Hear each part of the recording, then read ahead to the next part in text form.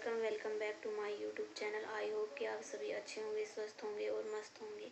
आप सभी की पढ़ाई अच्छे से चल रही होगी और आप अच्छे से तैयारी कर रहे होंगे और आप कॉन्फिडेंस के साथ तैयारी कर रहे होंगे, पॉजिटिविटी के साथ तैयारी कर रहे होंगे। मैं ये आशा करती हूँ।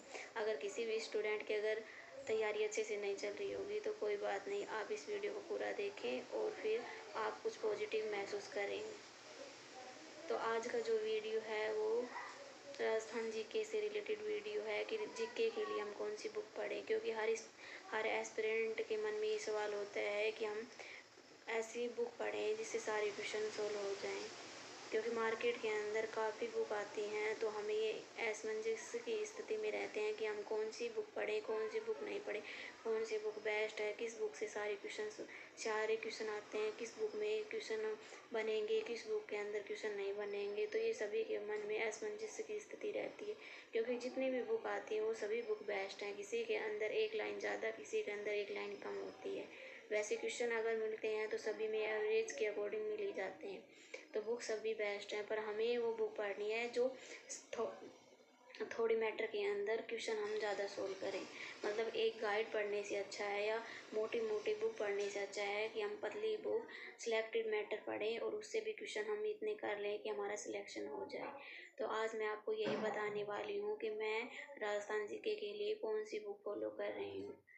तो आज का वीडियो इसी से रिलेटेड है, क्योंकि राजस्थान जीके हमारे राजस्थान के एग्जाम कोई भी हो उसके अंदर राजस्थान जीके का अहम रोल होता है, अहम भूमिका होती है। तो इसके लिए हम इसको इग्नोर नहीं कर सकते। तो हम राजस्थान जीके के लिए जो मैं बुक फॉलो कर रही हूँ वो मैं राजस्थान सार संग्रह नाम से बुक आती है, जिसके अंदर हमारे राजस्थान की कला, संस्कृति, इतिहास और ज्योग्राफी होती है। मैं उस बुक को फॉलो कर रही हूँ, क्योंकि वो मोटी बुक नहीं है, ना ही वो गाइड बुक है। वो पतली और शॉर्ट, जिस प्रकार हम शॉर्ट नोट्स होते हैं उसी प्रकार की बुक है। तो वो आपको आसानी से समझ में आ जाएगी।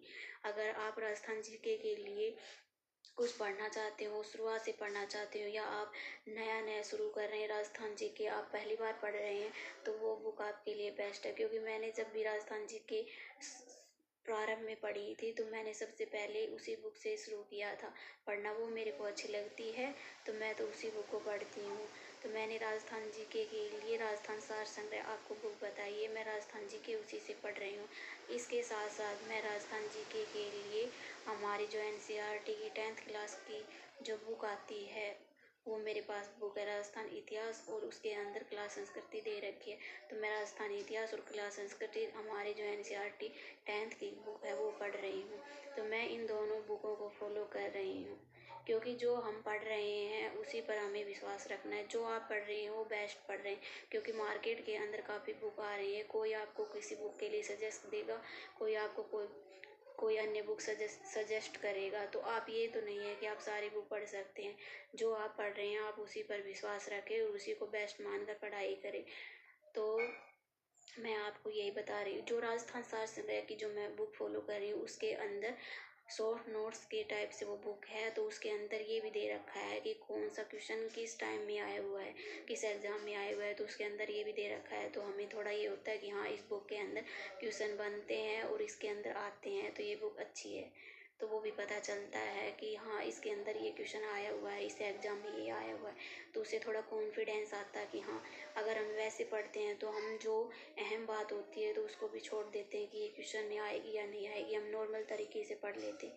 पर जब ये दिया होता है कि ये जो क्वेश्चन है ये इस एग्ज़ाम में आया हुआ है तो हम उसको ध्यान से पढ़ते हैं और याद करने की कोशिश करते हैं और याद रखते भी हैं। तो इसलिए मुझे वो बेस्ट लगती है कि उसके अंदर ये दिया होता है कि ये क्वेश्चन इस एग्ज़ाम में आया हुआ है। तो मुझे ये चीज़ उस बुक की अच्छी लगती है। और एनसीईआरटी की बुक तो हमारी मूल किताबों में आती है तो उसको भी हम फॉलो कर सकते हैं, बेस्ट है। अगर आप पढ़ना चाहें तो एनसीईआरटी की बुक से भी शुरुआत कर सकते हैं, वो आसानी से हमें समझ में आ जाती है। और लैंग्वेज भी हार्ड नहीं है कि हमें समझ में नहीं आएगी। मेरे को तो आसानी से समझ में आ जाती है, पर मुझे नहीं लगता कि आपको भी नहीं आएगी, आपको आसानी से समझ में आ जाएगी। तो इसके साथ साथ जो मैंने ज्योग्राफी पढ़ी है वो मैंने ज्योग्राफी के नोट्स भी बना रखे हैं, और जो राजस्थान सार संग्रह है उसमें भी मैंने ज्योग्राफी को तैयार किया है, पढ़ा है। तो मैं ज्योग्राफी का जो नोट्स बनाए थे वो मैंने यूट्यूब चैनल पर बनाए। हमारे यूट्यूब चैनल जो शिक्षक एकेडमी उदयपुर का जो यूट्यूब चैनल है उसके अंदर सहीराम सर ने पढ़ाई थी ज्योग्राफी, तो मैंने वहाँ से ज्योग्राफी पढ़ रखी है, राजस्थान ज्योग्राफी। अगर आप भी पढ़ना चाहें तो आप पढ़ सकते हैं, आप देख सकते हैं, अगर आपको अच्छा लगे तो आप पढ़ लेना। वो मेरे अकॉर्डिंग तो जो सर ने पढ़ाया वो बहुत अच्छा पढ़ाया है। तो इसके अलावा मैं आपसे यही कहना चाहूँगी कि आप ज़्यादा बुकों को ना पढ़ें, जो पढ़ रहे हैं 1 या 2 बुक ही रखें और उसी को बार बार पढ़ें, क्योंकि ज़्यादा बुक पढ़ने से अच्छा है कि एक बुक को ही बार बार पढ़ा जाए, क्योंकि सिलेक्शन का आधार ये नहीं होता कि ज़्यादा बुक पढ़ी जाए। सिलेक्शन का आधार ये होता है कि एक बुक पढ़ी जाए, जो भी आपके पास मैटर है उसी को बार बार पढ़ा जाए, क्योंकि अगर हम बार बार पढ़ेंगे तो ही हमारे पास तो ही वो चीज़ें स्थायी होंगी। ऐसे अगर हम बार बार इस बुक को भी पढ़े, क्योंकि मार्केट के अंदर काफ़ी बुकें हैं, तो हम उन बुकों को अगर ये देखें, कोई इंसान किसी बुक को अच्छा बता देता है, कोई किसी बुक को अच्छा बता देता है। जो आपको लगे कि हाँ ये बुक है जिसकी ये लैंग्वेज मुझे आसानी से समझ में आ रही है और ये मुझे पढ़ने में इंटरेस्ट भी आता है बुक को पढ़ने में, और लैंग्वेज है वो आसानी से समझ में आ रही है, तो आप उसी बुक को पढ़ें। और अगर आप शुरुआत में पढ़ रहे हैं तो आप एनसीईआरटी को भी साथ में फॉलो करें, क्योंकि एनसीईआरटी से क्वेश्चन जो संस्था है वो उठाती है, क्योंकि एनसीईआरटी बेस है, तो आप उसको फॉलो कर सकते हैं। इसके साथ साथ अब पढ़ने पर ज़्यादा फोकस नहीं करें, क्योंकि पढ़ना इतना इम्पोर्टेंट नहीं है, पढ़ने के साथ साथ हमें जांचना भी है, वो भी इम्पोर्टेंट है, क्योंकि पढ़ते रहें और हमारा जो आउटकम है वो उसमें निकले ही नहीं। अगर हम क्वेश्चन दें तब हमारे सोल्व करें तब हमसे सोल्व ही नहीं हो, तो इससे अच्छा है कि आप पढ़ने के साथ साथ ही मॉक टेस्ट दें या प्रीवियस ईयर क्वेश्चन निकालें, क्योंकि उससे आपको पता चलता रहेगा कि हाँ मेरा ये टॉपिक मैंने आज पढ़ा है, इसके क्वेश्चन निकाले हैं और मैंने इस टॉपिक के अंदर मुझे ये कमियां हैं कि मुझे और तैयार करना है, ये क्वेश्चन मेरे से सोल्व नहीं हुआ और ये टॉपिक में मैंने सारे क्वेश्चन सोल्व कर दिए हैं। तो आपको उससे पता चलता रहता है कि हाँ इस टॉपिक में मेरी कमियां रह गई हैं, ये मेरा थोड़ा अभी वीक है, इसको अभी स्ट्रॉन्ग करने की ज़रूरत है। तो इससे ही आप अच्छे से तैयारी कर पाएंगे और आप सफल हो जाएंगे। मेरे अकॉर्डिंग तो आपको ऐसा ही करना चाहिए, क्योंकि मैं तो यही चीज़ें फॉलो करती हूँ। बुक पढ़ने के साथ साथ मैं PYQ भी निकालती हूँ।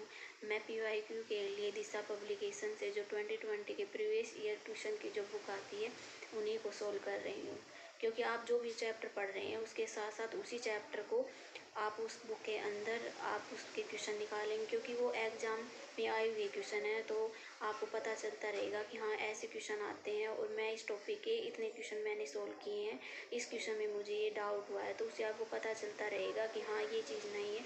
अगर उसके अंदर आपको कोई क्वेश्चन नया लगे तो आप उस चीज़ को आप अपनी बुक में भी ऐड कर सकते हैं, और इससे अच्छा लगता है। मुझे दिशा बुक की अच्छी बात ये लगी कि उसके अंदर टॉपिक वाइज क्वेश्चन दिए हुए हैं, ये नहीं है कि भाई उसके अंदर ऐसे है कि पहले किसी एग्ज़ाम का पेपर दे दिया फिर दूसरे एग्ज़ाम का, ऐसा नहीं है। उसके अंदर टॉपिक वाइज है कि जो टॉपिक है उसी टॉपिक के जो जितने भी एग्ज़ाम राजस्थान के अंदर होते हैं, जिनके अंदर राजस्थान जी के आती है, तो उसके सारे क्वेश्चन दे रखे हैं। जैसे कि हम अगर देखिए, अगर हमने पढ़ा सभ्यता, तो पहले सभ्यता के सारे क्वेश्चन होंगे, फिर दूसरा टॉपिक है उसके सारे क्वेश्चन होंगे, तो इससे हम चैप्टर वाइज हम सोल्व कर सकते हैं और पता चलता रहेगा कि हाँ हमारा कितना स्कोर है, कि ये टॉपिक हमारा क्लियर है या ये टॉपिक में हमें ये और कमी है, हमें और अच्छे से तैयार करना है, अच्छे से हमारा तैयार नहीं है।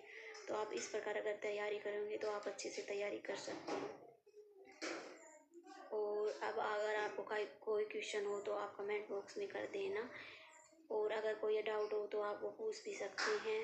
अगर आपको ये वीडियो अच्छी लगे तो आप इसे लाइक शेयर और कमेंट कर देना। Thank you.